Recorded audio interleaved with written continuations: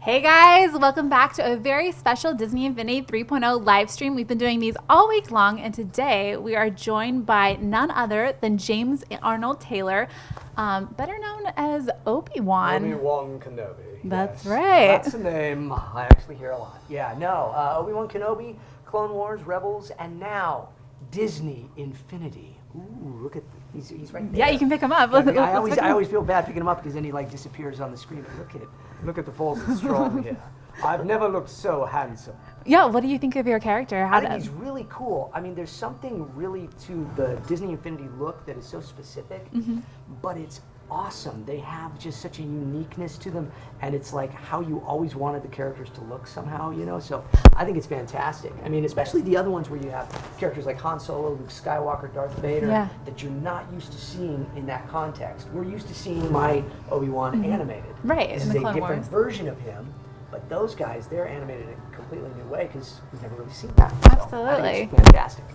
So we've just been hanging out, and we were playing a little of the Twilight of the Republic playset with Petrek. This guy Yeah. knows his stuff. I don't know about that. This is a very surreal experience because you're on the screen technically. Yes. And then I'm, you're right hanging here. over your shoulder talking, no, Patrick, go left. Now swipe there. Use the force. It's like Obi-Wan and surround Yeah, sound. there you go. Yeah. Oh, and see, another thing that's very cool, I brought this up, Plo Koon. Yes. I'm actually the voice of Plo Koon as well. Jedi Master Plo Koon is right there, and so he kind of narrates, it seems, throughout the whole game, right? Yeah, absolutely. So when we go into the intro, we're going to be hearing your voice twice, right? Because we're playing as Obi-Wan, and then Plo Koon is narrating. Interesting thing, too, when we were recording this game, so I was in a little padded room out in Los Angeles doing this, and I had the directors in my ears there, Daro, who's fantastic over at Lucas, and Casey in Utah we were talking about, right? Yep. She would have been in Utah there. So, and then I'm taking their direction and doing this. Plo Koon, I think this is one of the first times Plo Koon had as much or more lines than Obi-Wan because of the fact that he's doing all of this kind of narration and leading you through these things. So normally he's a man of fewer words, or an alien of fewer words, or a Jedi of fewer words than Obi-Wan. But yeah, so. That's very cool. Well, let's jump in and start Yeah, playing. let's do it. Yeah, absolutely. Now, what is it like when you are voicing two different characters in the same scene, having a conversation? I was actually just talking about this last night, and we did it a lot with Clone Wars. There was, in fact, in season 4, I believe, or maybe season 5, an episode or an arc called The Citadel, where there was a character named O.C. Sobek. And O.C. Sobek was a combination of Al Pacino. So you take a little hoo-ha, okay, a little Al Pacino, and shamalama ding dong. And you do a little Christopher Walken, you move into Chris Walken and the way he talks, and you get O.C. Sobek. And so O.C. Sobek was fighting with Obi-Wan Kenobi, and then Jedi Master Plo Koon came in as well. So in the episode, I was switching between each one in their dialogue, talking to each other. It's kind of a normal day's work for all of us voice actors because we're a little insane and we're a little nuts and a little schizophrenic, but it's great fun. And in this, we did record each one separately, but I always offered, I can switch back and forth. They're like, James, just relax, just calm down. So I love the scroll here, Twilight of the Republic. That is, this particular one is the title. Yes, this is Twilight of the Republic playset. It comes in the Disney Infinity 3.0 starter pack, and it's set between episodes 2 and 3. So you were saying, what season would that be? So it would have been within season 5 and 6 of the Clone Wars. Now, season 6 was something that came out as we call them the Lost Missions. You can see them on Netflix, and they're not as many episodes because we were in the process of that when everything ended on the show. But I get the sense from playing this and from being involved in it, that it really is falling in that because, as you mentioned when we weren't on, Darth Maul is heavily involved, and we want to stop him. Yes, we're off to stop his evil plot. Yes, I always have a bad feeling about Darth Maul. But voiced by Sam Witwer, an amazingly talented actor and a heck of a Star Wars fan. He knows everything there is to know. So much so that he would correct the writing staff and our director, Dave Filoni, who is a Star Wars expert on things when we were in sessions. Really? Yeah, he actually caught a few little things. So I was curious, working with the Clone Wars cast, do you guys record together or is it all separate? Okay. Yeah, we record like an old-time radio play. So, like, you're seeing, I don't know if everybody is getting to see this on screen here too. if we were doing this for the show, we all would have been together, except for Tom Kane, more than likely, only because Tom Kane lives in Kansas City. And Tom is the voice of Yoda, for everybody that's wondering. He's also the narrator of the show. So, Clone Wars. And I'm doing my Tom impression. But, so, Ashley Eckstein, Ahsoka Tano, Matt Lanter, hunky Matt Lanter, Anakin Skywalker, and James Arnold Taylor, the little nerd that I am, we would all be in the room together with the likes of Corey Burton, Jim Cummings, Phil Lamar, D. Bradley Baker, the amazing D. Bradley Baker, doing the voice of all the clones. And we would record together and read it like an old-time radio play. That also allowed us, if there were things to change, to do that as well. So, but this is so fun because all of us were in the studio like one after each other. Oh, okay. So like Matt was in there after me, and then Catherine Tabor was in there after Matt, and then Ashley came in and voiced. So we were all like going into the studio one after another, because for video games, it's so kind of intense, and there's so much dialogue. How does it differ from recording for the show? It's, you're always generally alone on video games, and you are given pages, not as much of a script where you're looking at the whole script of the story. You're looking at just your lines, almost like in an Excel document, and then it's really up to the director to give you context in what you're doing and how you're working through the game, because there's so many different options. I mean, we're looking at Petrek playing here, and Obi-Wan is doing all these various things, but if he chooses another way, or if he gets hit or he dies or whatever, there's going to be different sounds that I have to come up with, so which are always fun. Because you have to, I must admit, my wife and my daughter like playing games where they can beat my characters up. Because they like to hear me, No, but, That's great. So it is very different in that sense, because you are more concentrated in what you're doing. Now that was a bridge that just blew up, right? Right, we just had a carrier just blow right through there. So how would a Jedi Knight get it? Of course, he force jumps. Look at Double that. jumps, And force so, dashing. anybody who hasn't picked up on it, the voice in the lower left, this guy is actually voiced by you Plo as well. Koon, Plo yeah. Koon, yes. Jedi Master Plo Koon, who looks very cool in the Disney Infinity world there. He's very sleek.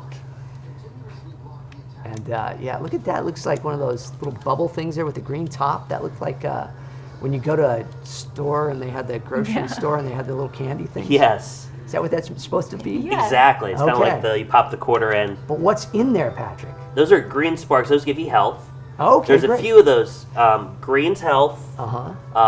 Blue are kind of our overall economy. Okay. So you can buy new toys for the toy box.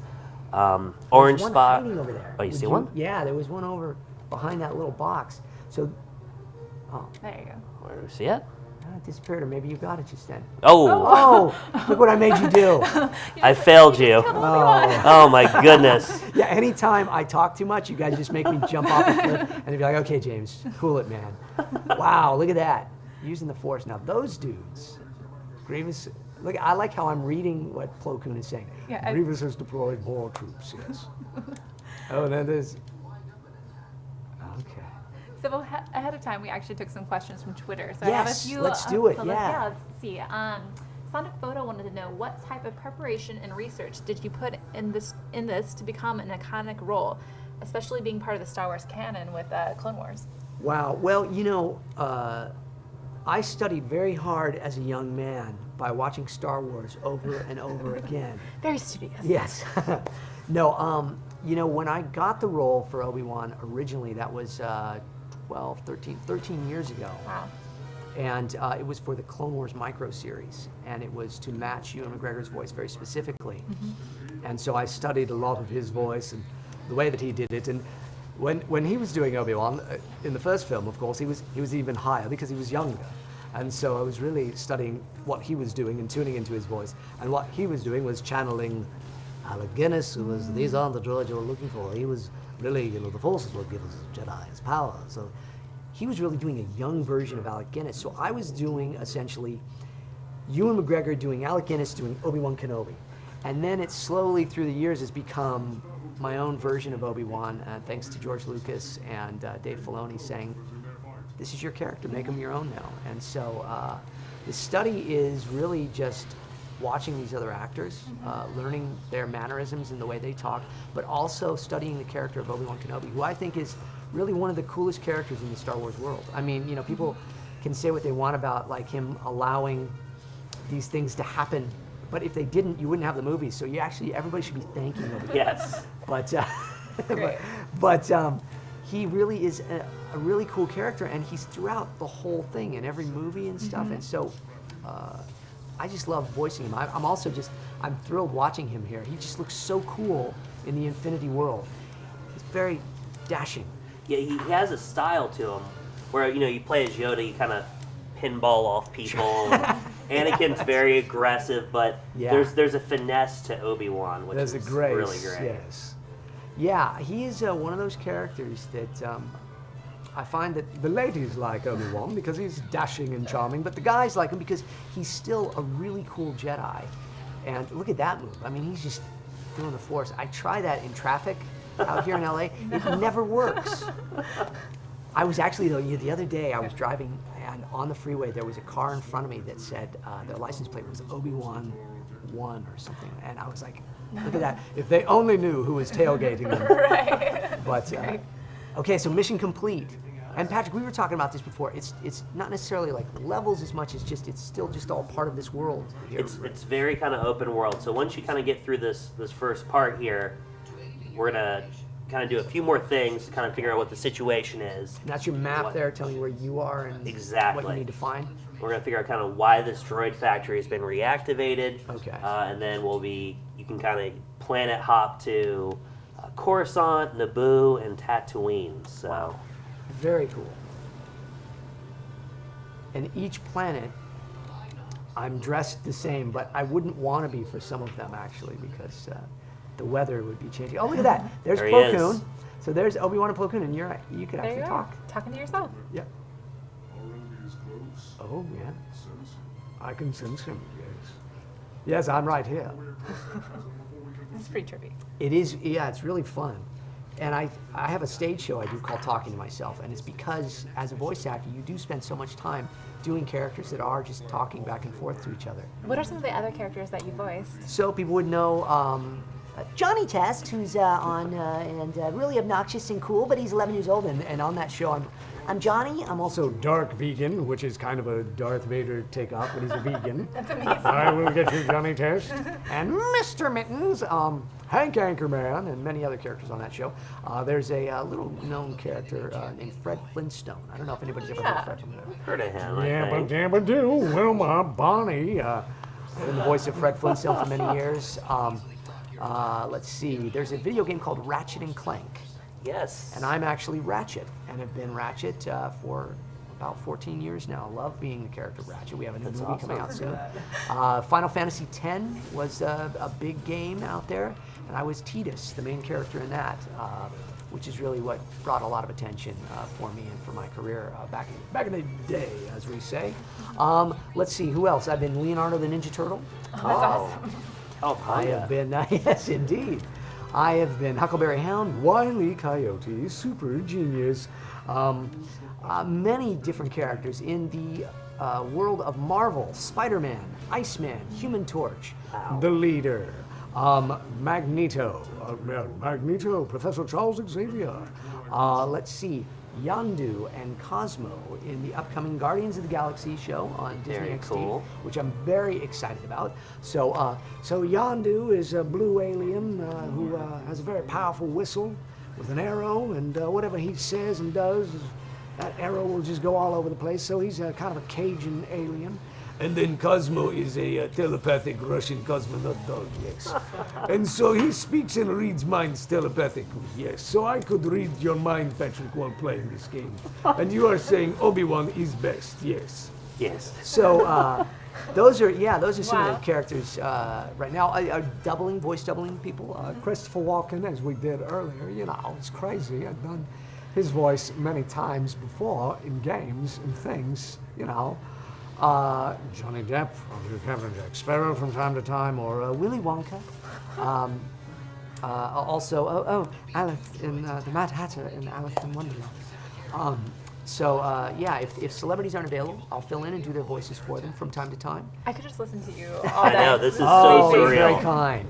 Yeah, who do you want? You want me to call and leave a message for somebody as someone else, right? Some good ideas. Yes. I know. But so now, okay, another mission. Look at how quick you are at this. How long will it take an average person to pick up this game and just kind of get to it?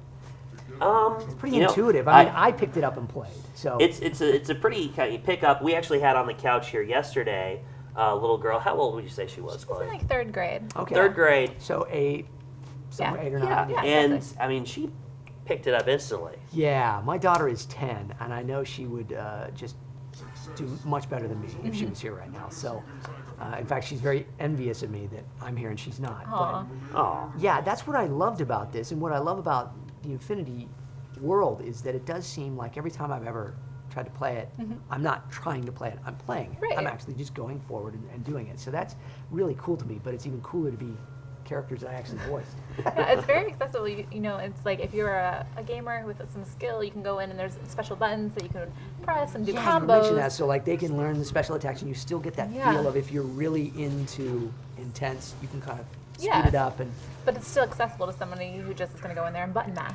yeah, and I like that. Yeah, That's and how it's I play. visually beautiful. I mean, look at the detail throughout all of this, the caves and the caverns with the lighting.